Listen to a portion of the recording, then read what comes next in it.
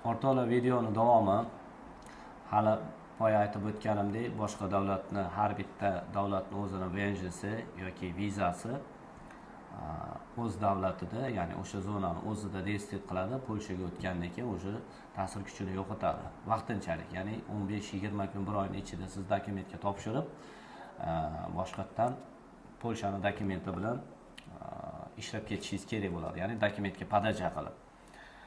Bundan tashqari, o'rtoqlar, ko'pchilik 30 kunlik viza bilan kelyapti. 30 kunlik viza O'zbekistonda aka-ukalar, to'g'ri tushuntirib yuboringlar. Ko'pchilik sarson bo'lib qolyapti, ovora bo'lib qolyapti. Ya'ni 30 kunlik viza bilan to'g'ri, men birovning rizqini kesmoqchi emasman, ular ham pul ishlashyapti, lekin tushuntirib yuboringlar. Bu sayohatchi viza, bu bilan borib ishlab keta olmaysiz, bu bilan borib dokument topshira olmaysiz. Tanish bilishlarga jo'natib qo'yinglar shu videoni. Juda ko'p yurtdoshlarimiz yuribdi Yevropada, ishga kira olmay, dokumentga topshira olmay.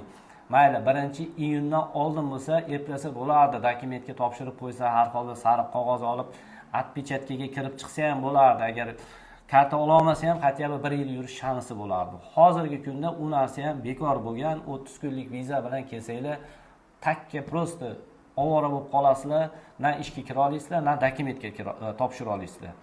O'shaning uchun qat'iyan hozirgi kunda 90 kun, ya'ni 3 oylik viza bilan kelsalaring ham amallasa bo'ladi, ishga joylashib, shunda ham viza karta olish shansi bo'lmasa ham qat'iyan 1 yil ishlash shansi bo'ladi, atpechatkaga kirish shansi bo'ladi. Shunga qarab amal qilinglar, o'rtoqlar. 30 kunlik viza bilan iloji boricha kelmanglar. 6 oylik vizalar bo'lib turibdi Latviyaga. Mana murojaat qilinglar, xohlasanglar tanish bilishlar bor, jo'natib beramiz. 1,5 oy, 2 oyda 6 oylik vizani olib kelishyapti. Imkon darajasida venja olinglar, viza olinglar, ko'proq 90 kundan tepada bo'lsin. Maslahatim shu sizlarga. 30 kunlik bilan kelmanglar, ovora bo'lib qolasizlar. Videoni imkon darajasida tarqatib qo'yinglar.